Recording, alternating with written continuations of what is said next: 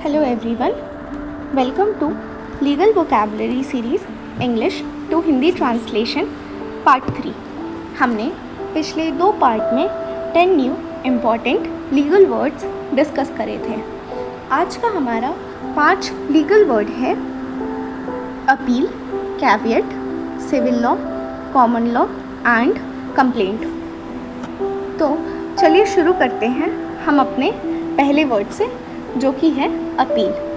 Appeal का मतलब होता है जब निचली अदालत के आदेश या निर्णय को कानूनी और तथ्यात्मक त्रुटियों के आधार पर उच्च अदालत में चुनौती देना। इसका मतलब जब किसी आदमी को लगे कि लोअर कोर्ट ने जो फैसला दिया है वो गलत है, या उसमें सबूतों को गलत समझा गया है, या फिर कानून को गलत लगाया गया है, तो उसके पास हक रहता है कि वो अपर कोर्ट में जाकर ये कह सकता है कि इस फैसले को फिर से चेक किया जाए। ये प्रोसेस कहलाती है अपील। इसका सिंपल मतलब है लोअर कोर्ट के फैसले को हायर कोर्ट में चैलेंज करना। अपील से कुछ संबंधित धाराएं हैं, जैसे कोड ऑफ सिविल प्रोसीजर आदेश 41 से 35, कोड ऑफ क्रिमिनल प्रोसीजर धारा 372 से 394 और भारतीय संविधान का अनुच्छेद 136। अब हम देखते हैं कि अपील कितनी तरह की होती है। सबसे पहला अपील होता है सिविल अपील, जिसमें अगर जो मामला है वो पैसे, ज़मीन, प्रॉपर्टी जैसे विवाद का हो तो उसमें सिविल अपील लगती है, और उसके लिए कोड ऑफ सिविल प्रोसीजर में आदेश 41 से 35 तक का नियम है। दूसरा है क्रिमिनल अपील। अगर मामला सज़ा या अपराध का हो तो क्रिमिनल अपील होती है, जो code of civil criminal procedure की धारा 372 से 394 में बताई गई है। और अगर सुप्रीम कोर्ट में बिना अधिकार के भी अपील करनी हो तो स्पेशल लीव पिटीशन फाइल की जाती है, जो भारतीय संविधान के अनुच्छेद 136 में दी गई है। अगर हम इसे उदाहरण के साथ समझें तो जैसे फॉर एग्ज़ाम्पल, एक आदमी पर इल्ज़ाम लगा कि उसने बाज़ार से चोरी की और लोअर कोर्ट ने उसे 6 महीने की सज़ा सुना दी, लेकिन उस आदमी ने कहा कि उसने चोरी नहीं की, उसके खिलाफ गलत सबूत दिए गए हैं। तो उसने हाई कोर्ट में अपील की और कहा कि लोअर कोर्ट का फैसला गलत है और हायर कोर्ट उसे दोबारा देखे। ये होता है अपील, यानी लोअर कोर्ट के फैसले को हायर कोर्ट में चैलेंज करना। अब हमारा दूसरा वर्ड है कैविएट। कैविएट का मतलब होता है एक चेतावनी या सूचना जिससे कोई व्यक्ति अदालत को देता है कि उसके खिलाफ कोई आदेश देने से पहले उसकी बात सुनी जाए। इसका मतलब अगर किसी को शक है कि दूसरा व्यक्ति कोर्ट में जाकर उसके खिलाफ कोई फैसला करवा लेगा, तो वो पहले ही कोर्ट में एप्लीकेशन देकर कहे कि मेरी बात सुने बिना कोई फैसला ना लिया जाए। इसे कहते हैं कैविएट। सिंपल से शब्दों में अपनी तरफ से पहले ही अदालत को इन्फॉर्म कर देना कि अगर कोई मेरे खिलाफ ऑर्डर लेना चाहे तो मुझे पहले सुना जाए। अब कैविएट की कुछ विशेषताएं हैं, जैसे इसमें संबंधित पक्ष अदालत से अनुरोध कर सकता है कि उसके बिना कोई आदेश नहीं दिया जाए, और कैविएट फाइल होती है वो 90 दिन तक वैलिड रहती है। जिसने कैविएट डाली होती है उसे कैविएटर कहते हैं, और उसे अधिकार है कि वो कोर्ट पहले उसकी बात सुने। और ये प्रक्रिया सिविल प्रोसीजर कोड की धारा 148A में दी हुई है। अगर हम उदाहरण के साथ देखें तो 2 पड़ोसियों के बीच ज़मीन की बाउंड्री को लेकर लड़ाई चल रही थी। एक पक्ष को पता चला कि दूसरे आदमी कोर्ट में जाकर उसके खिलाफ रोक लगाने वाला है, तो उसने पहले ही कोर्ट में कैविएट फाइल की और लिखा कि अगर दूसरे आदमी ने मेरे खिलाफ कोई आदेश मांगा तो मेरी बात पहले सुनी जाएगी। ये होती है कैविएट, यानी पहले से चेतावनी दे देना कि मुझे भी सुना जाए। अब हमारा तीसरा वर्ड है कॉमन लॉ। कॉमन लॉ वो कानून है जो न्यायालयों के पुराने फैसले यानी जुडिशियल प्रेसिडेंट्स पर आधारित होता है। यह न्यायाधीशों द्वारा विकसित किया गया और समय के साथ बदला गया। इसका मतलब जब कोई कानून साफ साफ लिखा नहीं होता और पुराने मामलों के फैसलों को देखकर नया फैसला लिया जाता है तो उसे कहते हैं कॉमन लॉ। ये रिटन कानून के साथ साथ चलता है और समाज की ज़रूरतों के हिसाब से इवॉल्व होते रहता है। जैसे इसका मूल है इंग्लैंड में विकसित हुआ और बाद में कई देशों में गया।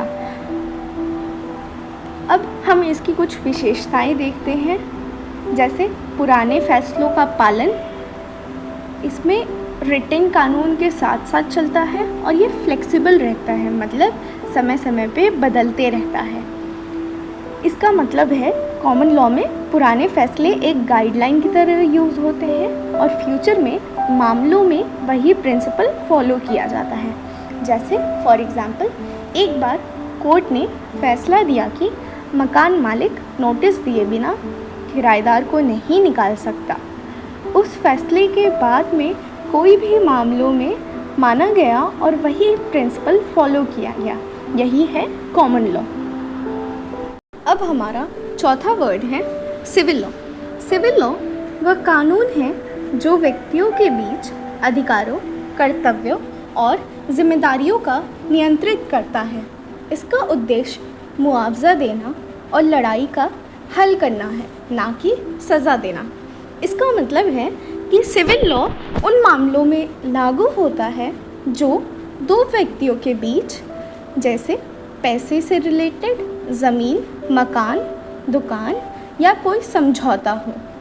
सिविल लॉ का मकसद नुकसान की भरपाई कराना और लड़ाई का सुलझाना है। ये क्रिमिनल कानून से अलग है क्योंकि इसमें सज़ा देने का मकसद नहीं होता है।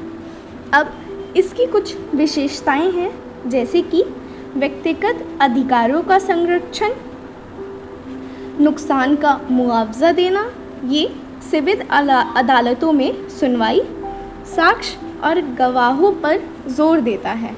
इसका मतलब है कि सिविल लॉ ये देखता है कि किसका हक है, किसका नुकसान हुआ और उसे कैसे पूरा किया जा सकता है। इसमें गवाह और दस्तावेज़ बहुत मायने रखते हैं। जैसे कि हम एक एग्जाम्पल के साथ देख सकते हैं, एक मकान मालिक ने किराएदार का सिक्योरिटी डिपॉजिट वापस नहीं किया।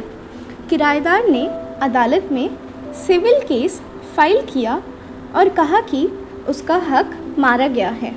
कोर्ट ने दस्तावेज़ देखे, गवाह सुने और मकान मालिक को पैसे लौटाने का आदेश दिया। ये सिविल लॉ के तहत हुआ क्योंकि इसमें हक और जिम्मेदारी की लड़ाई थी, कोई अपराध नहीं था। अब हमारा लास्ट और चौथा वर्ड है कंप्लेंट। कंप्लेंट का अर्थ है जब कोई व्यक्ति अदालत को बताता है कि उसके साथ गलत हुआ या कोई अपराध हुआ। इसका मतलब है जब कोई इंसान अदालत को इन्फॉर्म करता है कि मेरे साथ गलत हुआ और मैं चाहता हूँ कि अदालत कोई एक्शन ले, तो उसे कंप्लेंट कहते हैं। ये एक तरह से अदालत का ध्यान खींचने का तरीका है। इसमें कुछ संबंधित प्रावधान हैं, जैसे भारतीय दंड प्रक्रिया संहिता CRPC का धारा 2 क्लॉज D। अब इसकी कुछ विशेषताएं हैं, जैसे अपराध का वर्णन, शिकायत में अपराध या नुकसान का स्पष्ट उल्लेख होना, ये लिखित या मौखिक कैसे भी रूप में हो सकता है। न्यायिक अधिकार, शिकायत उचित क्षेत्राधिकार व न्यायालय में की जानी चाहिए। शिकायत किसी भी व्यक्ति, चाहे वो पीड़ित हो या नहीं द्वारा की जा सकती है। इसका मतलब है कंप्लेंट में साफ साफ बताना पड़ता है कि क्या हुआ और किसने किया, और अदालत को सही तरीके से बताना पड़ता है। जैसे कि एक उदाहरण, एक आदमी ने देखा कि बाज़ार में चोरी हुई और पुलिस ने कोई कार्रवाई नहीं की, तो उसने मजिस्ट्रेट के पास जाकर शिकायत की और कहा कि घटना हुई और कोई एक्शन नहीं लिया गया। ये कंप्लेंट कहलाती है, यानी अदालत को बताना कि गलत हुआ और मदद चाहिए। इसमें एक इम्पॉर्टेंट केस लॉ है, Subramanian Swamy versus Manmohan Singh 2012। Supreme Court ने कहा कि शिकायत का उद्देश्य न्यायालय का ध्यान अपराध या उल्लंघन की ओर आकर्षित करना है। तो दोस्तों, आज हमने पार्ट 3 में 5 इम्पॉर्टेंट आसान लीगल वर्ड समझा। इसका हम एक समरी देखते हैं। अपील, ऊपरी अदालत में चैलेंज करना। कैविएट, पहले सुनने की अर्जी। सिविल लॉ, हक और जिम्मेदारी की लड़ाई। कॉमन लॉ, पुराने फैसलों पर आधारित कानून। और कंप्लेंट, अदालत में शिकायत देना। पार्ट 4 में ऐसे ही हम नए वर्ड्स के साथ फिर मिलेंगे। वीडियो अच्छा लगा तो लाइक, शेयर और कमेंट ज़रूर करें, और तब तक हम मिलते हैं पार्ट 4 में। Thank you for watching.